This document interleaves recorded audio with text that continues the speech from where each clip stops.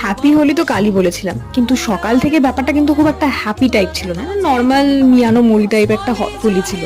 কিন্তু সন্ধেবেলাতে পিসির বাড়িতে যেতেই রং মেখে আর রং মাখিয়ে নিজেরা তো রঙিন হলামই, সাথে পিসির বাড়ির পুরো মেঝে বারান্দা ঘর সব রঙিন করে ফেলেছি আমরা। এই হোলি খেলতে খেলতে মাঝে মাঝে ওই ছোটবেলার হোলিটার কথাও মনে পড়ছিল, যখন রং মেখে ভূত হতাম, তারপরে পিচকারি নিয়ে সবার পিছনে ছুটে বেড়াতাম, রাস্তার লোককে পর্যন্ত ধরে ধরে আমরা জল দিয়ে একদম স্নান করিয়ে দিতাম। আর আমাদের হোলি খেলা সকাল 10টা শুরু হয়ে দুপুর 1টাতেও শেষ হতে চাইতো না।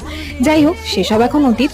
বাট এই আমার ছোট্ট ভাইজির এক্সাইটমেন্ট দেখে এই বছর আমাদের হোলি আরো রঙিন হয়ে গেছে। সারাক্ষণ হোলি হে হোলি হে হোলি হে, আর কেউ যদি রং নাও মাখাচ্ছে তাহলে নিজে নিজে গিয়েই নিজেকে রং মাখিয়ে ফেলছে।